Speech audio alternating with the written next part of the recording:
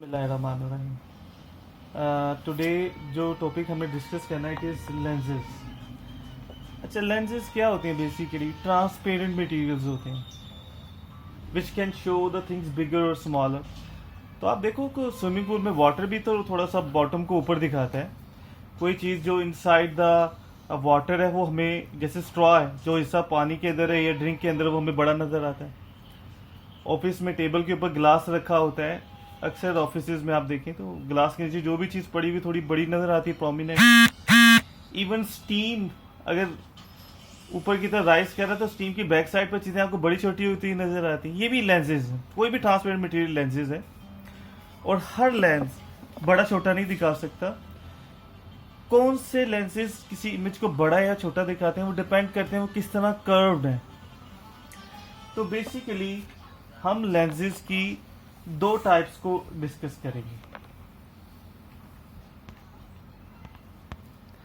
एक वो लेंसेज जो देखिए बीच में मोटे हैं, बीच में थिकर हैं, दरमियान वाला हिस्सा मोटा है, किनारों पे पतले हैं। इन्हें कहते हैं कन्वर्जिंग या कन्वेक्स लेंस। ये डिफरेंट शेप्स में हो सकते हैं जैसे बनाए, लेकिन बेसिकली हम ये डिस्कस करेंगे सिलेबस में। ठीक है, तीनों टाइप्स के, बल्कि जो ग्लासेस पहनते हैं वो ये वाला लगाते हैं। इन्हें कन्वर्जिंग या कन्वेक्स क्यों कहते हैं? क्योंकि जब इन पे रेज पड़ती हैं तो वो एक जगह पर उन्हें फोकस कर देते हैं, एक पॉइंट पे मिलती हुई फील होती है, बल्कि एक्चुअली गुजरती है, फोकस होती है। उस पॉइंट को फोकस या प्रिंसिपल फोकस कहते हैं। और कन्वर्जिंग लेंस का फोकस रियल होता है क्योंकि वहां की रेज यहाँ मिलती हैं। जबकि दूसरी टाइप ऑफ लेंस ऐसे जो दरमियान से थिन है, दरमियान से पतले हैं, इन्हें हम कहते हैं डाइवर्जिंग लेंस या कनकेव। इसकी भी ये डिफरेंट शेप्स हैं, लेकिन बेसिकली हम सिर्फ ये डिस्कस करेंगे। अच्छा, इसे डाइवर्जिंग क्यों कहते हैं? क्योंकि जब इन पे पैरेलल रेस पड़ती हैं तो ये उनको फैला देते हैं, ये डाइवर्ज करते हैं, फैलाते हैं। वो रेस फोकस नहीं करती, लेकिन वो जो फैलती है ना, इस मैनर से लगता है जैसे इस पॉइंट पर फोकस हो रही है। तो इनका फोकस ये होता है।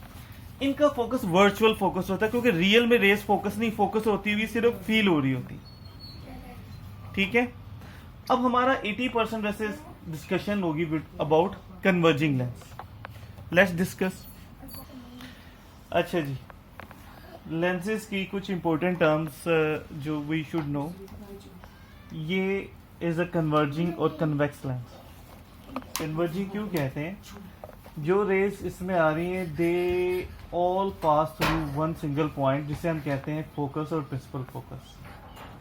अच्छा, एक लेंस की शेप का सेंटर होता है, उसे हम कहते हैं ऑप्टिकल सेंटर। तो जैसे रिफ्रैक्शन में सेंटर ऑफ सर्कल से जो लाइन गुजरती है वो बेंट नहीं होती, ऑप्टिकल सेंटर भी ऐसे, जो लाइन इसमें से गुजरेगी वो सीधी गुजर जाएगी। प्रिंसिपल फोकस से ऑप्टिकल सेंटर तक का जो डिस्टेंस होता है ना, परपेंडिकुलर डिस्टेंस, इसे हम कहते हैं फोकल लेंथ। ये बहुत इंपॉर्टेंट टर्म है। अच्छा, अब देखें, ये एक कन्वर्जिंग लेंस है, तो ये दो रेस पैरेलल आ रही है, यहाँ फोकस हो रही है, यहाँ फोकस। अच्छा, रेस अगर इधर से नीचे से टिल्टेड आ रही है एंगल पर, तभी वो यहाँ कहीं फोकस होंगी। जो ऊपर से आ रही है वो नीचे कहीं फोकस। लेकिन एक बात, जहां भी फोकस हो रही है ना, वो सब फोकस एक लाइन में होंगे, और वहां से ऑप्टिकल सेंटर तक का जो परपेंडिकुलर डिस्टेंस है विच इज फोकल लेंथ, वो सेम होगा एक लेंस के लिए। क्लियर? वो चेंज नहीं होगा, चाहे रेस जैसे मर्जी आए, फोकल लेंथ फिर रिमेन सेम, यानी ये फिक्स्ड है।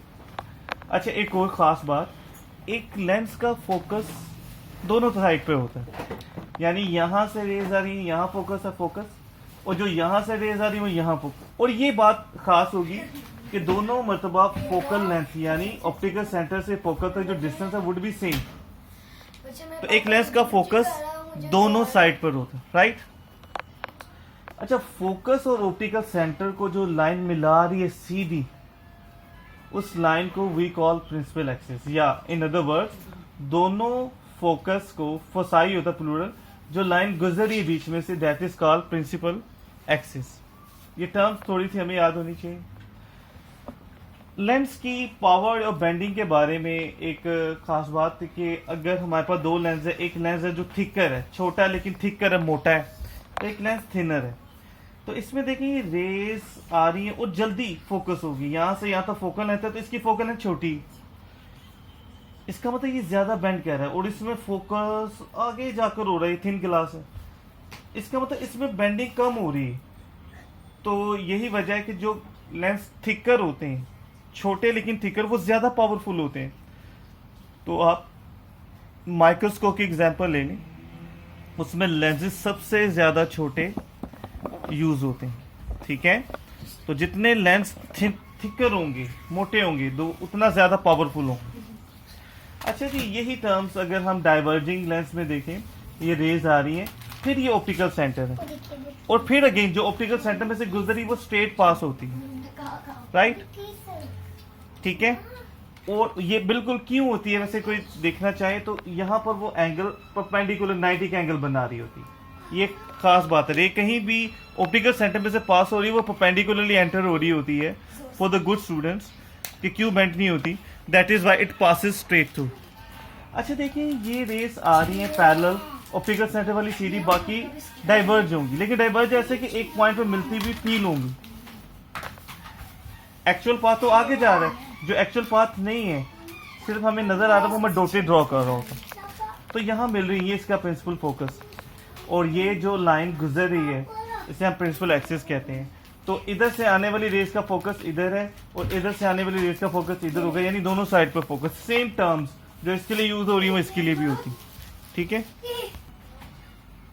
अच्छा जी, किसी लेंस में रेस किस तरह बेंड करती हैं, जितनी पॉसिबिलिटीज है ना वो हम यहाँ शेयर कर रहे हैं। पहले कन्वर्जिंग या कन्वेक्स लेंस के लिए, अगर कोई रे प्रिंसिपल एक्सिस के पैरेलल, ये प्रिंसिपल एक्सिस है सेंटर वाली लाइन, ये ऑप्टिकल सेंटर, अगर रे पैरेलल हो प्रिंसिपल एक्सिस की, तो वो हमेशा बेंड करके फोकस में से गुजरे, ये याद है। यानी इधर से भी आ सकती रे प्रिंसिपल एक्सिस के पैरेलल है, तो फोकस होकर बेंड होकर फोकस में से गुजरेगी, ठीक है। अच्छा जी, बिल्कुल, अगर फोकस में से गुजर आ रही है तो बेंड होकर प्रिंसिपल एक्सिस के पैरेलल होगी, इसका ऑपोजिट है यहाँ पर, ठीक है। यानी पैरेलल है प्रिंसिपल एक्सिस के, बेंड होकर फोकस में से गुजरेगी, और अगर फोकस में से गुजरे तो बाद में प्रिंसिपल एक्सिस के पैरेलल हो जाएगी। अच्छा, जितनी भी बेंडिंग है ना वो लेंस के सेंटर से हम शुरू किया करते हैं, नोट करिएगा। सिमिलरली इसका ऑपोजिट, अगर फोकस में से गुजर रही है तो बाद में प्रिंसिपल एक्सिस के पैरेलल हो जाएगी, लेकिन ऑप्टिकल सेंटर में से जो भी गुजरेगी वो सीधी की सीधी गुजर जाएगी। कन्वर्जिंग लेंस के लिए बिल्कुल ऑपोजिट सिचुएशन है। वो कैसे? जो लाइन रे प्रिंसिपल एक्सिस के पैरेलल आती है वो फोकस की तरफ जाती नहीं, फोकस की तरफ से आती भी बेंट होती है, यानी ऐसे बेंट होती है कि लगता है जैसे वो फोकस की तरफ से आ रही। जो प्रिंसिपल एक्सिस के पैरेलल है वो फोकस की तरफ जाती नहीं बल्कि फोकस की तरफ से आती भी इस तरह डाइवर्ज होगी कि लगता है जैसे शुरू यहां से हो रही, ठीक है। और जो फोकस की तरफ आ रही है वो बेंट होकर प्रिंसिपल एक्सिस के पैरेलल हो जाएगी, बिल्कुल इसका ऑपोजिट है। अगर इसके एरोज को उल्टा कर दे तो ये बन जाएगी कि जो फोकस की तरफ जा रही है वो प्रिंसिपल एक्सिस के पैरेलल हो जाती है, और जो ऑप्टिकल सेंटर में से गुजरेगी वो बेंट नहीं होगी, सीधी गुजर जाएगी, ठीक है जी। अब एक इंपॉर्टेंट डायग्राम कि ये एक ऑब्जेक्ट है, अगर आपने इमेज फॉर्मेशन करनी है, लेंस से इमेज बनाना है, तो लेट्स से ये ऑब्जेक्ट है, तो ऑब्जेक्ट से आपको दो रिफ्लेक्टेड रेज, इन ये तीन कन्वर्जिंग लेंस से ये तीन रेज हैं, डाइवर्जिंग लेंस से ये तीन रेज हैं, इन तीन में से कोई सी दो रेज रिक्वायर्ड है, ठीक है। तीनों ड्रॉ की हुई, लेकिन आपने इनमें से दो रिक्वायर्ड और प्रेफर करना है, और ज्यादातर होती भी ये दो, ठीक है। आपने तीन में से कोई सी दो रेस ड्रॉ करनी होती, मैंने तीनों ड्रॉ की हुई अलबत्ता। वो कैसी? जैसे हमने पहली पढ़ी, जो प्रिंसिपल एक्सिस के पैरेलल आएगी वो बेंड कैसी होगी? बेंडिंग मिडल से स्टार्ट करनी है, फोकस में से। जो ऑप्टिकल सेंटर में से गुजरेगी वो सीधी की सीधी चली जाएगी, और जो फोकस में से गुजर के आएगी वो प्रिंसिपल एक्सिस के पैरेलल हो जाएगी। जहां ये रेज मिलेंगी वहां इमेज इज फॉर्म, उसको हम कहते हैं आई से रिप्रेजेंट कर रहे हैं। O for object, I for image. तो इस तरह आपने कोई सी 3 में से 2 रेज लेनी है। अभी पास में क्वेश्चंस भी करेंगे, उनमें ये प्रैक्टिस भी हो जाएगी। 2 रेज रिक्वायर्ड है, ठीक है, इमेज फॉर्मेशन के लिए। तो जहां वो रेज मिलेगी और जहां रेज मिलती है ना, ये याद रखिएगा, वो इमेज होता है रियल। और कभी कभी ऐसा होता है कि रियल रेज मिलती नहीं है, वो वर्चुअल इमेज होगा। रियल इमेज किसे कहते हैं? जिसे हम किसी भी स्क्रीन पे, कॉपी पे, सरफेस पे, किसी की शर्ट पर, वॉल पे बना सकते हैं। लेकिन वर्चुअल इमेज को सिर्फ हम मिरर में लेंस के थ्रू देख सकते हैं, उसे किसी स्क्रीन पे बना नहीं सकते। जैसा हम अपना इमेज देखते हैं ना मिरर पे, वो मिरर में नजर आ रहा होता है, वो भी वर्चुअल इमेज होता है, ठीक है। अच्छा, इसमें एक इंपॉर्टेंट टर्म है लीनियर मैग्निफिकेशन। लेट्स से ये हमारे पास ऑब्जेक्ट है, ये ऑब्जेक्ट का ये डिस्टेंस है, ये हाइट, इसे ऑब्जेक्ट हाइट कहते हैं, एच ओ से रिप्रेजेंट करेंगे। और ये इमेज है, तो इमेज के मिडल लाइन से जो डिस्टेंस है, हाइट लेंथ है उसकी, उसे हम इमेज हाइट या इमेज लेंथ कह लेते हैं, एच आई से रिप्रेजेंट कर रहे हैं। और ऑब्जेक्ट का ऑप्टिकल सेंटर से डिस्टेंस, लेंस में हर डिस्टेंस उसके सेंटर से लेना है। ऑप्टिकल सेंटर से परपेंडिकुलर डिस्टेंस ऑब्जेक्ट का, उसे कहते हैं ऑब्जेक्ट डिस्टेंस डी ओ से मैं रिप्रेजेंट कर रहा हूँ। इस तरह इमेज का भी डिस्टेंस ऑप्टिकल सेंटर से डी आई। तो लीनियर मैग्निफिकेशन, जिसे एम से रिप्रेजेंट करते हैं, इज रेशियो, इसकी डेफिनेशन है ratio of image height to the object height, notes में भी लिखी हुई है। या आप हाइट की बजाय डिस्टेंस ले लें, this ratio of image distance to object distance is called linear magnification. Linear magnification एक नंबर है और इसकी कोई यूनिट नहीं होती, राइट।